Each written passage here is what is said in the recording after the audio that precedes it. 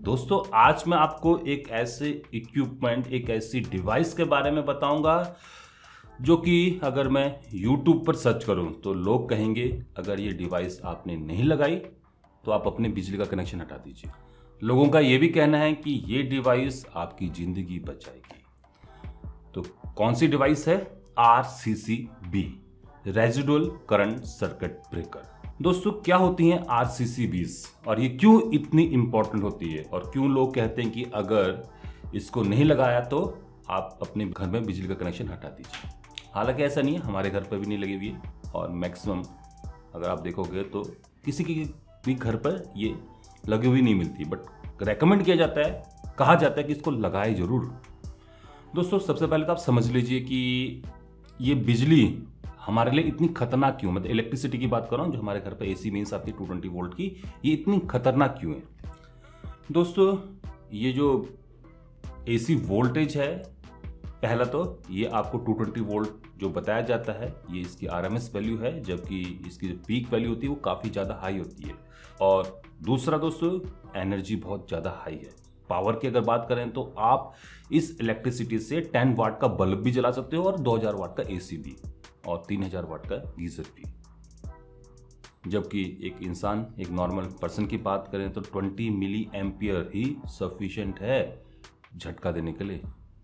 मतलब कि अगर 220 वोल्ट AC हमारे शरीर से पास हो जाए और 20 मिली एम्पियर या फिर इससे ज़्यादा करंट फ्लो करने लग जाए थ्रू स्किन या थ्रू ऑर्गन्स, तो ये खतरनाक हो सकती है। इवन 10 मिली एम्पियर पर भी आपको सेंसेशन स्टार्ट हो जाती है, आपको झंझनाहट लगेगी।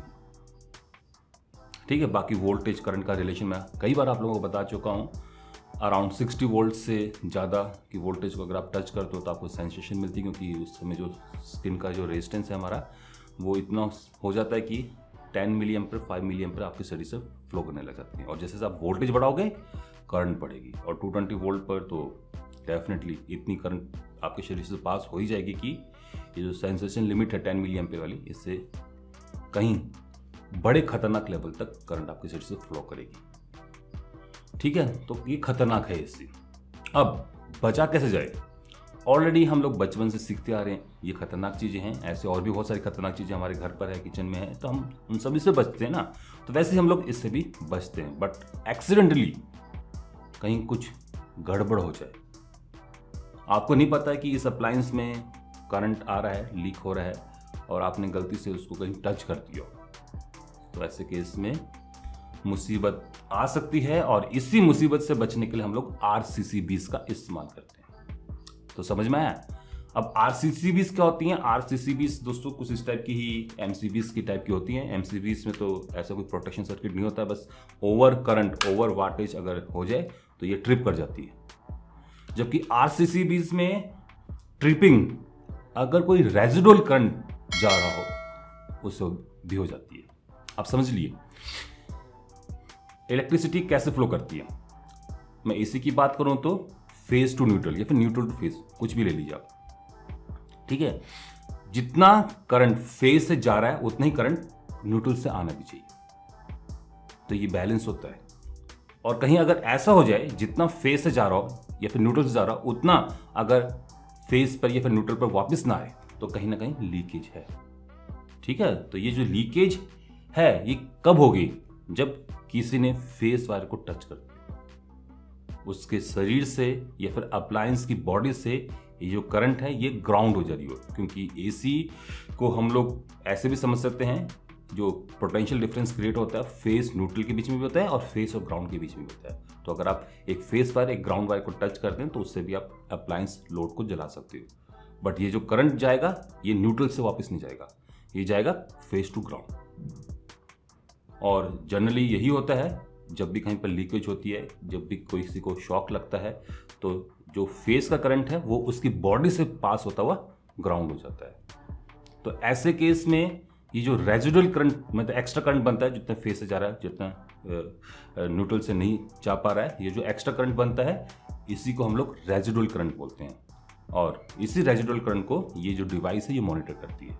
5 milli ampere, 10 milli ampere, 20 milli ampere, इन पर आप इनकी सेटिंग को देख सकते हो। आप जितना छोटा लोगे उतना ही ज़्यादा सेफ रहेगा। तो रेजिडुअल करंट सर्किट ब्रेकर्स एक ऐसी डिवाइस है जो कि रेजिडुअल करंट को देखते ही सर्किट को ब्रेक कर देती है, ठीक है, डिस्कनेक्ट कर देती है, ताकि जान बच जाए, झटका ना लगे, दर्द ना हो, ठीक है। तो इसलिए कहते हैं कि इसको लगाना जरूरी है। अब सवाल यहां पर यह है कि ये वर्क कैसे करती हैं, डिजाइन एंड प्रिंसिपल क्या है इन RCBs का। तो डिजाइन तो बहुत ही सिंपल है। आप ऐसे समझ सकते हो कि एक टोराइड फेराइड की कोर है और इस पर मैंने एक टर्न कर दिए, 10-15 टर्न लगा दिए फॉर फेस, और वापसली न्यूट्रल के लिए भी 10 उतने ही टर्न जितने के ऊपर फेस पे लगे वो लगा दिए। तो होगा क्या, जितना करंट फेस से जा रहा है उतना अगर करंट न्यूट्रल से आए तो टोटल ये जो कॉइल है ये मैग्नेटिकली इंड्यूस नहीं होगी, no magnetic field is generated in this case, क्योंकि ऊपर टर्न उतनी नीचे टर्न उतनी, दोनों आपस में कैंसिल कर देंगे अगर सेम करंट जा रही है। तो अगर कहीं पर फेस से ज्यादा करंट जाए और न्यूट्रल से कम आए तो इसमें मैग्नेटिक फील्ड इंड्यूस हो जाएगी। और मैं क्या करूंगा, यहाँ पे एक और 2-4 वाइंडिंग लगा के इस वाइंडिंग से एक रिले को कंट्रोल करूंगा। तो जैसे ये कोर मैग्नेटाइज होगी, क्योंकि फेज और न्यूट्रल के बीच में करंट डिफरेंस आ रहा है, तो ये जो मैंने एक सेकेंडरी वाइंडिंग और कर रखी है, ये वाइंडिंग इस मैग्नेटिक फील्ड को मेजर करेगी और डिपेंडिंग अपॉन द वैल्यू ये सर्किट को आगे ब्रेक कर देगी। तो है ना काफ़ी कमाल का ये सर्किट, काफ़ी इजी टू डिज़ाइन है। और इस टाइप के जो सर्किट है इनमें एक तरीके से एक टेस्टिंग बटन भी होता है, जिसको प्रेस करते ही एक रेजिडुअल करंट जाता है, जिसकी वजह से ये अपने आप ट्रिप कर जाता है। तो आप इससे टेस्ट भी कर सकते हैं। और यहाँ पर कंपनीज बोलती भी हैं कि आप महीने में एक बार इस टेस्ट बटन को प्रेस करके जरूर चेक कर लें कि आपकी RCCB अच्छे से वर्क कर रही है। जैसे कि आप इस RCCB प्लग में देख सकते हो, लाइन और न्यूट्रल यहाँ पर पहुँचती है और ये स्विच के जरिए आउटपुट पे यहाँ पर कनेक्टेड है, और इनके बीच में है ये एक कॉइल। आप देख सकते हो लाइन और न्यूट्रल डायरेक्टली एक फिक्स डायमीटर की वायर के थ्रू इस कॉइल से पास कर रही है, और इस कॉइल का जो आउटपुट है ये बोर्ड पर यहाँ पर कनेक्टेड है। तो यहाँ पर दोस्तों होता ये है कि line and neutral directly physical switch के जरिए, ये स्विच नॉर्मली ऑन होते हैं, इसके जरिए डायरेक्टली आउटपुट से कनेक्टेड है। तो अगर जितना करंट लाइन के थ्रू जा रहा है उतनी करंट अगर न्यूट्रल के थ्रू वापस आ रहा हो तो इस केस में ये जो कॉइल है ये मैग्नेटाइज नहीं होगी। बट अगर कहीं पर लाइन के थ्रू ज़्यादा करंट जाए और न्यूट्रल से कम आए तो ये जो कॉइल है ये मैग्नेटाइज हो जाएगी, और इसके अक्रॉस जो एक पोटेंशियल है वो यहाँ पर ड्रॉप होगा, और यहाँ पर एक सेंसिंग सर्किट है जो इस पोटेंशियल को चेक करेगा और उसके बाद इस मैकेनिकल स्विच को ट्रिगर कर देगा, जिससे ये स्विच ऑफ हो जाएगा। तो ये तो हो गया इसका प्रिंसिपल एंड वर्किंग। अब इसके एप्लीकेशंस क्या हैं, इसके इस्तेमाल क्या हैं। अगर आप घर में बिजली का इस्तेमाल करते हो, और डेफिनेटली करते हो, क्योंकि मोबाइल फ़ोन से लेकर टीवी, अप्लायंस, गैजेट सब इसी पर चलते हैं, तो आपको ये RCCBs अपने घर पर लगा लेनी चाहिए। हो सके तो MCB जो बॉक्स है वहाँ पर लगा लें, शुरुआत में लगा लें 5 मिली एम्पेयर, 20-30 मिली एम्पेयर, जितना भी आपको चाहिए, जो भी आपको इंजीनियर बताता है उसके हिसाब से लगा लें। और अगर नहीं पॉसिबल है तो इसके प्लग भी आते हैं 16 एम्पेयर, 6 एम्पेयर, 10 एम्पेयर वाले, आप उनको भी इस्तेमाल कर सकते हैं। और इसके फ़ायदे क्या हैं? फ़ायदे तो दोस्तों यही है कि आपकी जान ये बिजली से झटके से लगने से बचा सकती है। ठीक है, तो जान है तो जहान है, और इस जान को बचाने के लिए ये RCBs है। अब सवाल यहाँ पे ये बनता है कि एडवांटेजेस तो बहुत सारी आपने सुन ली, अब इसकी डिसएडवांटेज क्या है?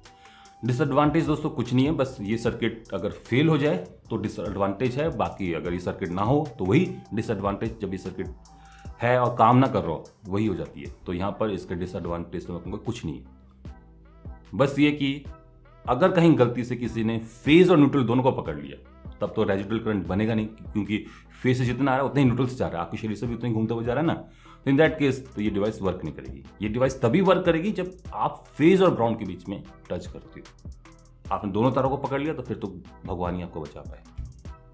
ठीक है, तो ये जो डिवाइस है इससे तभी वर्क करती है जब आप फेज और ग्राउंड के बीच में कोई लीकेज हो।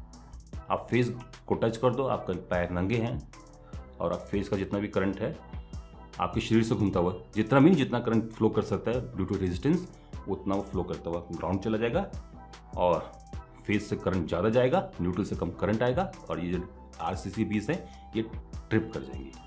ठीक है, तो ये होगी दोस्तों कहानी RCCBs की। बाकी अगर आपको कोई भी डाउट हो, कोई भी क्वेश्चन हो इस टॉपिक को लेके, इस डिवाइस को लेके, आप मुझे नीचे कमेंट सेक्शन में कर सकते हो। बाकी जाने से पहले मैं आपसे इतना ही कहना चाहूँगा, प्लीज़ एंड प्लीज़ बच्चों की सेफ्टी के लिए, अपनी सेफ्टी के लिए, अपने लोगों की सेफ्टी के लिए इन डिवाइसेस को, इन चीज़ों को घर में जरूर लगाएं।